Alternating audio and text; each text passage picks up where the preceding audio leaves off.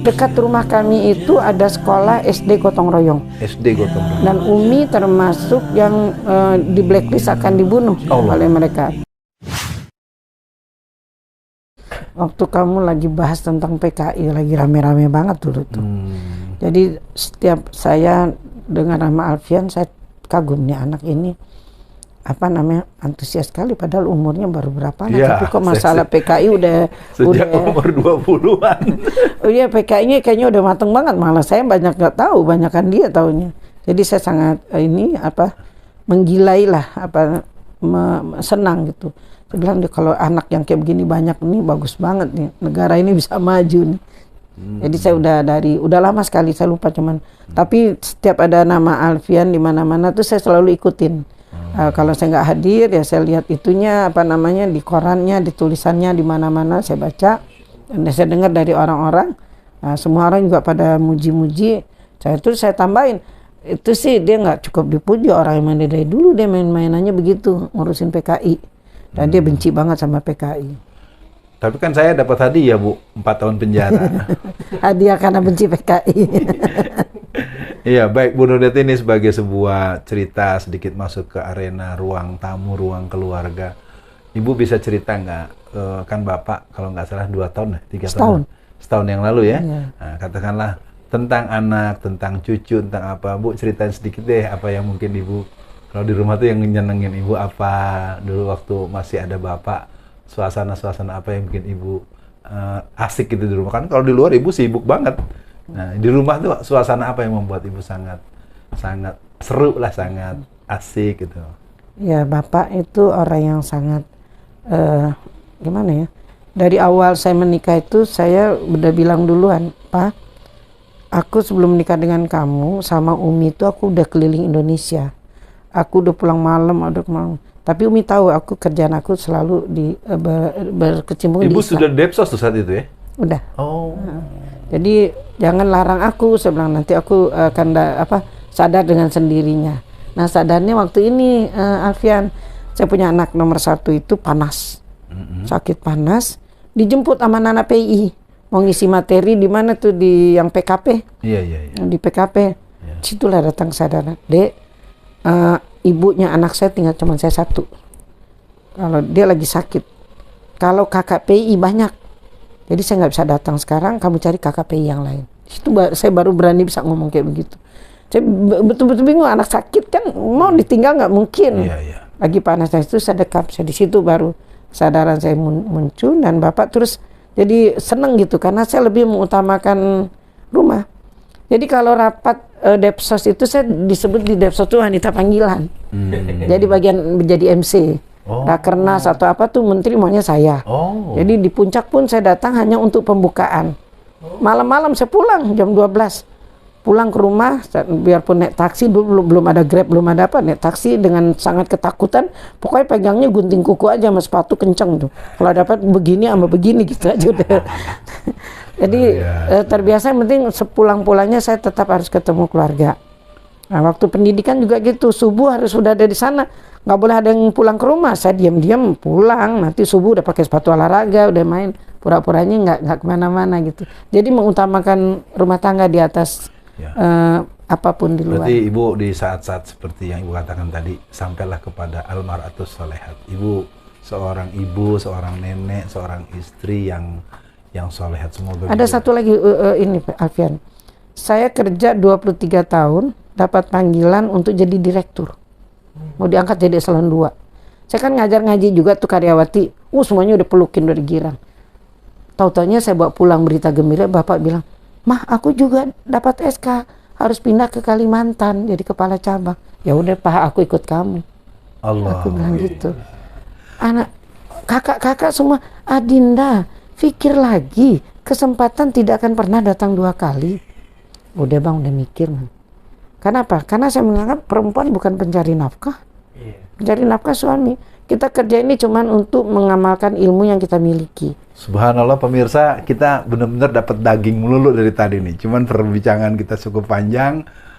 Kita ingin Bu Nurdiati bisa memaafkan saya, memaklumi saya motong-motong ini karena memang mengatur waktu yang mungkin sekarang masuk bagian yang agak berat nih Bu. Saya akan mulai dengan doa. Kemarin waktu ada acara di Muhammadiyah Pasar Rumput, itu kan ibu memimpin doa ya. Saya nggak sanggup tuh, Bu. Sambil saya nangis betul. Di situ ada sepikir beban, ada kesadaran, kekhawatiran dalam untayan doa itu, doa ibu itu. Masih ingat kan Bu yang saya datang malam-malam itu kan?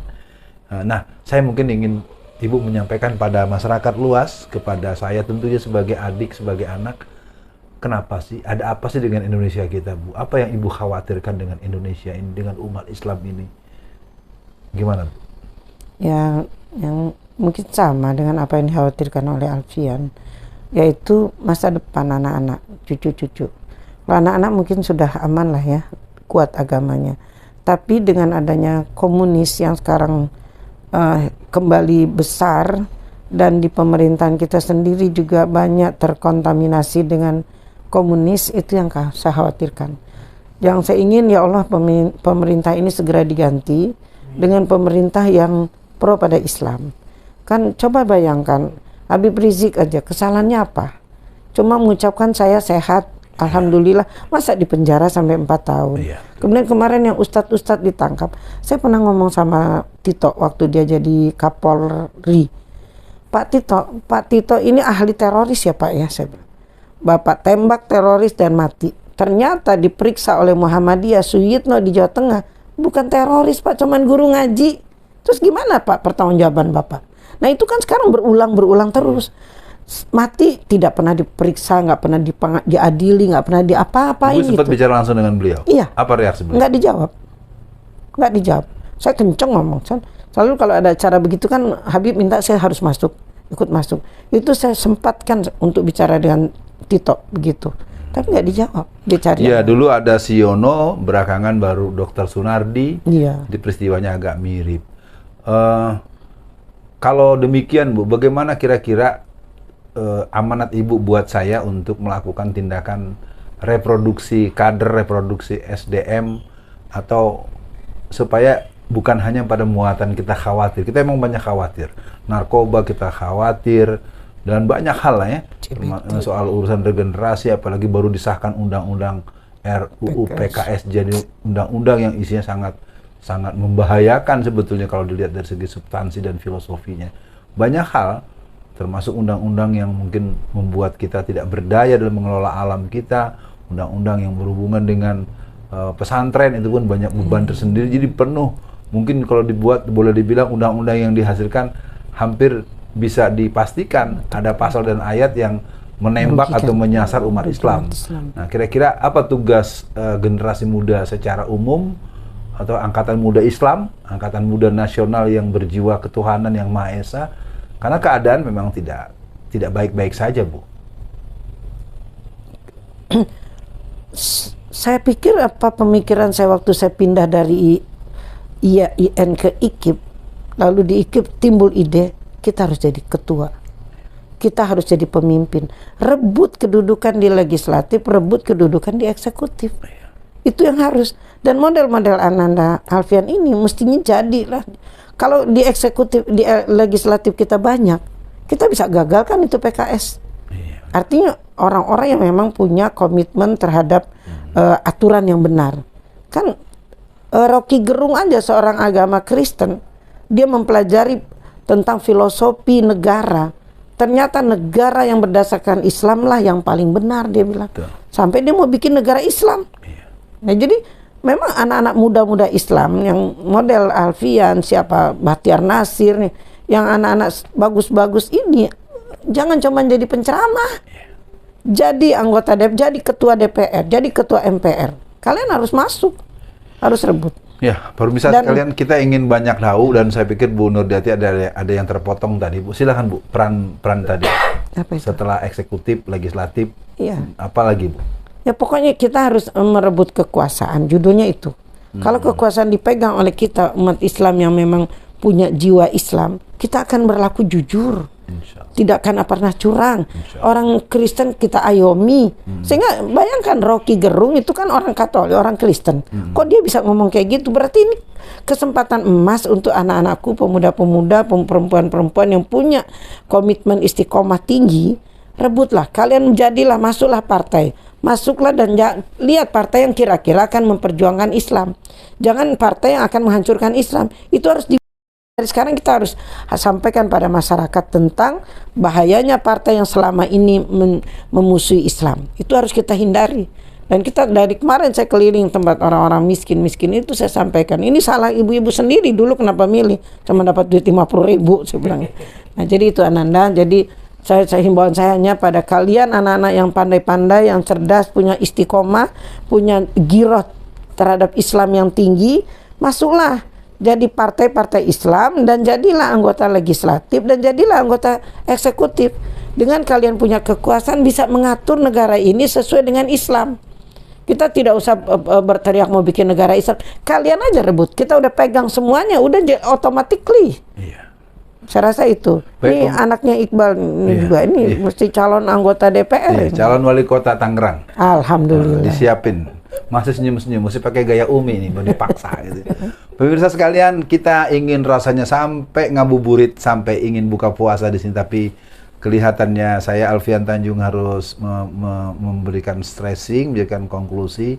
Ini agak romantis, subjektif nih. Bu Nurdiati Akma mungkin mau nasihatin saya, mungkin ada kekurangan-kekurangan saya yang menurut Ibu harus dibenahi, dan ke depan bagaimana saya bisa lebih lebih manjang lah, ya kan? Mungkin hal-hal yang berhubungan dengan situasi membutuhkan kecerdasan strategi, membutuhkan keluasan. Mungkin secara pribadi Bu Nurdiati Akma ingin memberikan nasihat buat saya sebagai bentuk ya proses menjelang kita menyelesaikan dialog ini. Saya terkesan waktu kamu bicara di Masjid At-Taqwa Pasar Rumput, bahwa kamu selama ini jadi caleg nggak ada yang bantu. Saya sangat sedih, saya nggak tahu itu, karena kamu nggak pernah terus terang, nggak pernah ngomong apa adanya. Mungkin ini yang harus disampaikan. Jadi karena nggak ada ngomong kan kita pikir aman-aman aja. Nah ternyata kemarin kamu ngomong di situ, saya makan ya Allah kasihan amat nih anak. Jadi cuman itulah artinya. Kita pikir, oh dia udah aman nih, berarti dia jadi caleg di sana, mungkin udah ada yang membackup dan sebagainya dan sebagainya. Nah ini mesti ada keterus terangan. Jadi anak-anakku yang lainnya juga begitu. Kalau memang punya kemampuan dan memang kami harapkan untuk tampil memegang pimpinan negara ini, kalian bicaralah terus terang pada ibu-ibu atau bapak-bapak aktivis yang mau mencarikan dana. Mungkin dari saya sendiri mungkin nggak ada, tapi kan dari murid-murid saya bisa bicara, bisa menyampaikan, dan nanti mereka bisa membantu. Jadi harus ada keterbukaan, kedekatan ini, manfaatkan kedekatan ini untuk menyampaikan apa sebenarnya yang terjadi pada diri kalian tatkala berjuang, itu harus ada. Baik pemirsa sekalian, saya nggak mau kalau Alfian nanti nggak jadi ketua MPR. Atau jadi iya, berarti kalau gitu pertama harus ada di partai yang lolos ikut pemilu ya. Nah, iya. Itu pertama harus berani begitu. Kalau ada yang di partai yang nggak lolos ya saya nggak ikut yang masuk. Di partai yang lolos tuh siapa kira-kira sekarang nih? Yang partai umat, partainya Ibu udah lolos tuh. Bukan lolos ini thresholdnya. Loh, maksudnya kan boleh ikut. Kan ada 75 partai yang boleh ikut gitu kan gitu nanti. Kalau threshold nanti PDI. Iya, kalau threshold dia memang tinggi. Kalau yang ada ya memang masih harap cemas ya, seperti PKS, katakanlah PKS, PAN, partai-partai yang ada itu P3 segala macam dia masih ada. Artinya kalau tadi ada arahannya seperti itu ya berarti kan saya harus ikut kepada partai yang punya tiket. Partai umat aja. Iya makanya. Itu mesti ada pembicaraan di belakang layar. Buat Ibu sebagai kata kunci, apa prinsip-prinsip hidup yang harus dipegang oleh saya dalam kedepannya, karena kan ujian, gangguan, godaan ya. Karena sesungguhnya usaha-usaha untuk menjinakkan saya tentu ditempuh banyak hal ya, termasuk proses yang mungkin diistilahkan kriminalisasi ya, juga sekaligus fulusisasi sebetulnya. Kenapa kadang-kadang saya menyampaikan hal-hal yang menjadi katakanlah yang hambatan itu kepada Ibu, karena saya menolak. Karena mereka tetap datang dengan dus-dus yang isinya fulus gitu kan, baik dus maupun cek-cek yang itu. Dan itu dialami oleh banyak, termasuk Habib Rizik ya, jumlahnya sangat besar sekali sampai triliunan kan. Nah, untuk prinsip-prinsip itu Ibu ingin berikan pesan apa baik buat saya maupun para pemirsa dan seluruh yang menyimak acara UAT bertamu di sesi ini bersama dengan Ibu Ustazah Dr. Nurdiati Akma. Dia adalah salah satu sosok yang kita harapkan bisa menjadi cermin belajar, cermin pengalaman hidup, dan mungkin sebagai kata penutup Ibu bisa memberikan kata kunci. Harus gini Alfian, gini gitu. Ya. Biar istiqomah Bu. Yang pertama ya perilaku ya dalam rumah tangga itu menunjukkan perilaku yang bisa dicontoh, jaga, jangan sampai ada yang merasa teraniaya, apakah itu istri ataukah anak. Yang kedua, jangan malu menyampaikan sesuatu hal ketiadaan dalam hal finansial dalam berjuang. Karena kalian berjuang nggak mungkin hanya dengan uang pribadi. Itu harus ditopang oleh masyarakat banyak. Kita umat Islam besar, tinggal menyampaikannya. Tatkala yang menyampaikannya orang yang memang amanah dan dipercaya, insya Allah bisa tertutup. Jadi Ibu tidak mau mendengar lagi kamu kesulitan sehingga tidak jadi. Jadi besok ini yang namanya Alfian harus jadi. Ya. Harus jadi, bagaimana caranya ya tentu dengan cara-cara yang halal. Iya. Dan kami dari ibu-ibu dan dengan murid-murid pengajian itu kesenangan dia, kecintaan dia pada kamu itu akan saya pelihara. Sehingga mereka bisa jadi sebagai penopang. Yang paling tidak kalau mereka nggak bisa, mereka bisa ngomong sama keluarganya, sama saudaranya, pada temannya, bisa banyak. Insya Allah. Baik pemirsa sekalian, masih ada Bu? Pada pemuda yang lain juga seperti itu. Oke. Jadi jangan disimpan, jangan diam. Tapi kalau memang kalian punya potensi dan istiqomah bisa kami pegang, kami akan siap untuk membackup. Ya. Insya Allah. Kalau ada program 2 jam bersama Bu Nurdiati Akma, mungkin akan kita jalanin. Ini kelihatannya saya cuma dikasih 1/4 dari angka 2 jam itu oleh manajemen. Oke. Baik Bu Nurdiati Akma, kita mendapat tambahan slot sedikit. Mungkin ada nggak Bu kenangan-kenangan yang lucu gitu Bu, atau kenangan-kenangan yang bisa menjadi kita tidak terlalu tegang terus dalam perjalanan perjuangan. Kan Ibu juga kan seperti tadi memilih mengurus anak atau ngisi training PII gitu. Mungkin juga kesini juga ada banyak hal. Mungkin ada hal-hal yang bisa menjadi oase kita. Kalau tadi prinsip-prinsip kan sudah mungkin supaya jangan merasa, karena kadang-kadang ya gue gini Bu terus, gue susah terus ya, dan seterusnya, dan terus ditambah sisi lain ada tawaran-tawaran yang memberi privilege yang kita bisa, ya kata beberapa kawan-kawan kita yang mungkin selama ini kita sebut fulan 1, fulan 2 itu kan juga dulu adanya di tempat kita, tapi sekarang mereka begitu rumongso dengan penampakannya, dengan terus jadi narasumber di televisi yang kalau kita mengurus dada, ya Allah kok jadi terkesan memusuhi Islam, memusuhi aspirasi masyarakat luas. Mungkin Ibu bisa kasih hal-hal yang kalau tadi kan agak berat-berat tuh, norma-norma yang berat. Sekarang oasenya lah agar kita bagaimana memandang dunia. Kan orang kan pengen juga Bu punya ini. Saya juga secara jujur sama Bu. Kadang-kadang ya Allah gini terus gitu kan, kadang gitu Bu. Intan surullah yang surkum sabit akdamakum, itu yang menjadi sumber gerak saya. Tatkala saya menolak diangkat jadi eselon 2, Allah. Itu di Kalimantan saya cuma jadi pegawai fungsional. Lalu tiap malam saya tahajud dan jabatan itu sudah saya tolak, tapi setan mengganggu. Di tahajud itu terbayang kursi direktur, terbayang orang memberi hormat pada kita. Sampai sebenarnya, ya Tuhan, hilangkan ini setan ini yang mengganggu saya bilang. 3 bulan saya menangis gara-gara setan itu. Tapi apa yang terjadi? Ternyata saya terpilih jadi anggota DPR RI. Dan tatkala terpilih jadi anggota DPR RI, yang lebih lucu lagi, Departemen Sosial yang saya nangisin 3 bulan dibubarin sama si Gus Dur. Oh iya, bener. Jadi kan itu satu hal, Masya Allah, Tuhan memperlihatkan langsung kehebatannya. Tatkala saya memang hanya ingin mempertahankan agama supaya rumah tangga saya tidak berantakan. Saya pikir nanti suami saya malam-malam pengen makan sate. Saya tahu kan laki-laki itu apalagi kalau dia pejabat, udah makan nasi bareng keluarga, tengah malam pengen cari sate, cari apa, ntar siapa yang diajak? Iya benar. Nah, terus saya di sini di Jakarta disediakan mobil, kasih supir.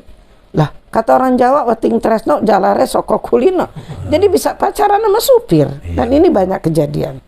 Jadi itu yang membuat saya bertambah yakin tatkala kita menegakkan agama Allah bela. Satu lagi, waktu saya berusaha memenangkan Anies, saya keliling ke titik 5 daerah, tapi untuk selatan saya bikin 3 jadi 8. Saya turun sendiri. Di sini saya undang 100 orang yang datang 300. Di Sawalunto 300 yang datang 700. Kerja saya cuma sehingga tatkala saya lihat orang banyak datang, terlempar mulut saya ngomong, ibu-ibu nanti kalau Anies menang kita potong sapi. Nggak tahu sapi siapa mau dipotong, kelepas aja gitu. Pas udah baru April apa Mei itu, April diumumkan Anies menang. Satpam yang angkat barang saya suruh masukin ke dalam, udah negor. Ustazah, kapan potong sapinya? Astagfirullahaladzim, si Anies kan ntar dilantiknya masih bulan Oktober ya. Ini duit yang kemarin aja bulan balik nih, minjem duit segala macam, nggak tahu berapa puluh juta. Akhirnya saya cari sapi, pergi dari pagi ngajak si Nenak. Nenak di mana sih beli sapi? Diajak ke Cimanggis. Pulang udah sore, dapat harganya 23 juta. Di rumah ada ibu-ibu dari Banten. Ustazah dari mana sih? Saya nunggu ini dari pagi nih. Ya Allah tuh mukanya begitu amat ya. Rupanya muka orang susah kelihatan ya. Terpaksalah saya cerita. Apa dia bilang? Seluruh warga negara berhak memeluk agama dan kepercayaan sesuai dengan agama dan kepercayaan masing-masing. Selesai. Bagus. Tapi tiba-tiba orang Kristen angkat tangan, kan dua ada partai Kristen.